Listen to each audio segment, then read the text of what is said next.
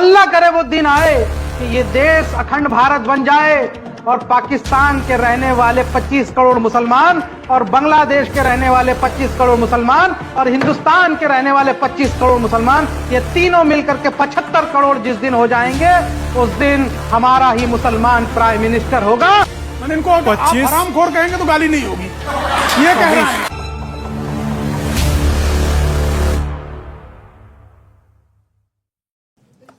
अल्लाह करे वो दिन आए कि ये देश अखंड भारत बन जाए और पाकिस्तान के रहने वाले 25 करोड़ मुसलमान और बांग्लादेश के रहने वाले 25 करोड़ मुसलमान और हिंदुस्तान के रहने वाले 25 करोड़ मुसलमान, ये तीनों मिलकर के 75 करोड़ जिस दिन हो जाएंगे, उस दिन हमारा ही मुसलमान प्राइम मिनिस्टर होगा और 250 से ज्यादा यहां से हमारे सांसद होंगे। 2024 चुनाव के बाद ऐसे बाबाओं को लंगोट लेके न भागना पड़ा तो शोएब जमाई का नाम बदल देना। तुम्हारे बाप का देश अपनी बात को रख लेंगे ना, वो है ना, आपने बागेश्वर बाबा के लिए बोला कि 2024 के बाद वो लंगोट लेके भागेगा, प्रधानमंत्री होगा। और ये बिल्कुल वही बात है जो एक स्थानीय पत्रकार ने मुझसे पूछा कि बाबा बागेश्वर अखंड भारत बनाना चाहते हैं और आरएसएस अखंड भारत की बात करती है, क्या आप उसका समर्थन करते हैं? मैंने कहा कि हाँ, मैं उसका समर्थन करता हूं, आरएसएस के और बाबा के इस विचार का मैं समर्थन करता हूं। और अगर ऐसा होता है अखंड भारत, तो हाइपोथेटिकली आप सोचिए क्या हो सकता है। पाकिस्तान की जो आबादी है और बांग्लादेश की आबादी, वो सब मिल जाएगी। ऐसा तो नहीं कि फौरन वो धर्म परिवर्तन कर लेंगे, वो रहेंगे तो मुसलमान ही। और भारत की आबादी मिलकर डेमोग्राफी और ये जो जनसंख्या का अनुपात, ये बढ़ जाएगा। तो जब चुनाव प्रक्रिया होगी तो सांसद भी बढ़ेंगे और सब सांसद बढ़ेंगे तो मुमकिन है। अमीश, ये अखंड भारत बनाना करोड़ों देशवासियों का सपना है, हमारे प्रधानमंत्री जी का सपना। और मैं चाहता हूं कि अखंड भारत बने। वो भारत का अभिनव जो विधान है, मुसलमान लड़कियों को ऑफर दिया था कि तुम हिंदू से शादी करो, गाली नहीं दिया। अमीश, बोलिए। मैंने इनको आप हरामखोर कहेंगे तो गाली नहीं होगी, ये कह रहा है।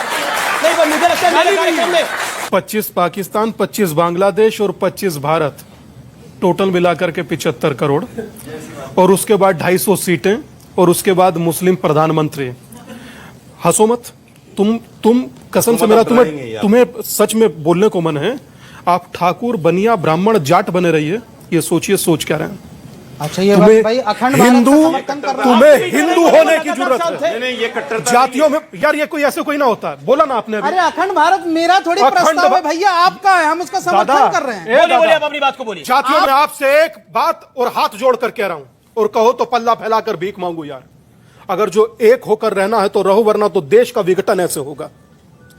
आपको ठाकुर, ब्राह्मण, बनिया, जाट, गुजर बनाकर रखेंगे और खुद दुनिया के शहरों के भी मुस्लिम जोड़ रहे हैं, और उसके बाद सांसद बना रहे हैं, और उसके बाद प्रधानमंत्री चाहते हैं। आप कीजिए कि आप जातियों में बटकर रहना चाहते हैं, या हिंदू होकर, या इस मानसिकता के गुलाम होकर, ते आप कीजिए। इस देश को पहले ही क्या कम सर जयचंद मिले थे? क्या बात करते हैं आप देश में रहकर क्या पाकिस्तान से सांसद लाएंगे? प्रधानमंत्री हो सकते हैं, मुसलमान नहीं हो सकते। आप बाहर से इंपोर्ट करिएगा।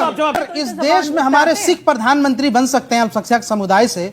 तो अगर मैंने कहा कि एक पशमानदा मुसलमान, जिसको प्रधानमंत्री मोदी जी खुद बहुत पसंद करते हैं, अगर पशमानदा मुसलमान कोई प्रधानमंत्री बन जाए, कोई मुस्लिम महिला हिजाब वाली अगर प्रधानमंत्री बन जाए, तो क्या बदल जाएगा? 100 करोड़ से ज्यादा मुसलमान है, 100 करोड़ से ज्यादा हिंदू है। राष्ट्रपति अखंड भारत चाहते नहीं चाहते? अखंड भारत चाहते कि नहीं चाहते? आप अखंड भारत चाहते नहीं चाहते? बताइए। मैं चाहता हूं अखंड भारत, आप बताइए अखंड भारत चाहते नहीं चाहते? अखंड भारत चाहते और हिंदू ही प्रधानमंत्री रहेगा, चढ़कर रहेगा, और आप शिया सुन्नी लड़ते रहोगे। देश के करोड़ों देशवासियों की ये सपना है कि भारत अखंड भारत बने।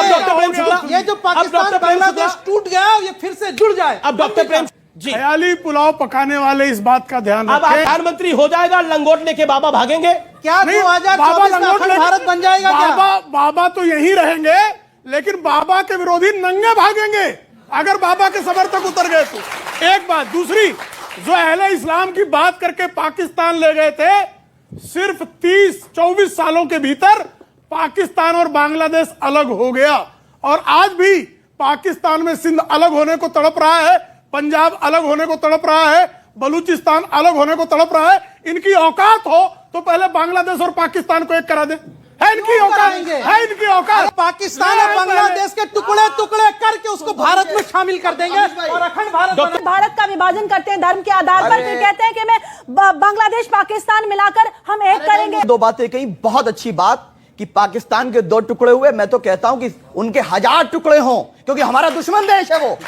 और हम वो अगर 1 इंच भी अगर हमारी जमीन लेने का सपना भी देखता तो उसको बता दें कि हम लोग चाहे कितना भी लड़ लें, हमारे वैचारिक मतभेद हो सकते हैं नरेंद्र मोदी से, वैचारिक मतभेद हो सकते हैं आरएसएस से, लेकिन जब बात जहां देश की एकता और अखंडता की आएगी, हम हर हिंदुस्तानी एकजुट खड़े होकर दुश्मन देश का मुकाबला करेंगे। सुनिए, और अखंड भारत का प्रस्ताव सरकार ने दिया है, पार्लियामेंट में फोटो भी लगा है। और अगर अखंड भारत बनेगा तो उसमें यह नहीं कि पाकिस्तान के सिर्फ मुसलमान या हिंदू, फिर वो पाकिस्तान नहीं होगा, फिर उसे अखंड भारत कहा जाएगा। और जब अखंड भारत होगा, हमारा देश लोकतांत्रिक है, लोकतांत्रिक ही रहेगा। न ये हिंदू राष्ट्र बनेगा, न इस्लामिक राष्ट्र बनेगा। और जो सपना देख रहा है वो देश विरोधी है, देश संविधान से चलेगा। सुप्रीम कोर्ट ने कहा कि फोर्सफुली कन्वर्जन कराना, धर्मांतरण कराना नेशनल सिक्योरिटी के लिए थ्रेट। बिल्कुल कहा। उसके बावजूद भी निरंतर ये चीजें हो रही हैं, चाहे वो गेमिंग ऐप के जरिए हो, चाहे हाथरस में एक स्कूल के जरिए उनको नमाज पढ़ाने की प्रैक्टिस की गई। दमोह में तो कौन सी वो तहजीब होती है पता तुम्हें कोई? एक वो गंगा यमुनी तहजीब, दोनों बह गई उसमें। 3 तो टीचर परिवर्तित हो। दमोह देख लीजिए, और उसके बाद बचा कुचा गाजियाबाद देख लीजिए। आप सरस्वती पूजा करते थे स्कूल में, हाँ, तब आपका ये हाल है। अरे स्कूल में हवन भी होता था। पब्लिक डिमांड आ गई, गायत्री मंत्र सुना दीजिए। अब मैं क्या बोलूं इनको, गायत्री मंत्र सुना दीजिए। स्कूल छोड़े हुए इतने बरस हो गए, लेकिन मुझे थोड़ा याद है, मैं सुना रहा हूँ। सब्र रखिए, ज्यादा चीयर लीडर मत बनिए, सुन लीजिए। ओम भूर्भुवः स्वः तत्सवितु वरेण्यं धियो यो नः प्रचोदयात्। मुझे इतना ही याद है। चलिए, बड़ी बात है। 15-20 साल हो गए स्कूल छोड़े हुए। मैं हेड बॉय हुआ सरस्वती माँ की प्रार्थना। मुसलमान है अब या नहीं? गायत्री मंत्र पढ़ लिया उन्होंने राष्ट्रीय चैनल पर। अब बोलिए साजिद हसीन। अभी स्वर्ण जाति के लोग क्रिकेट वो खेल रहे थे फुटबॉल, और एक दलित लड़के ने फुटबॉल को छू लिया तो उसको मारा। दुष्प्रचार देखिए, उसको मारा। गलत है। गायत्री मंत्र पढ़ा, क्या इसके बाद ही मुसलमान ये है? तो सवाल ही नहीं है कुछ भी। ये सवाल नहीं है। सवाल ही नहीं अरे है।